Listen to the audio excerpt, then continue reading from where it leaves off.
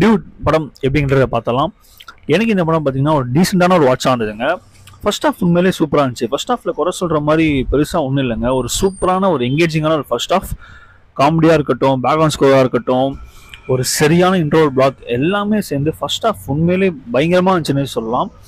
எனக்கு ஃபர்ஸ்ட் ஹாஃபை பார்த்த உடனே அவ்வளோதான், இதுக்கப்புறமா பிரதீப் தான் அந்த மாதிரி எனக்கு மைண்டில் வந்துச்சு. ஏன்னா இதுக்கு முன்னாடி லவ் டுடே, டிராகன் எல்லா படமும் அந்த மாதிரி ஃபயராக இருந்துச்சு. ஸோ அந்த வகையில் டியூடும் வந்துருச்சு போலன்ற மாதிரி நினச்சேன்.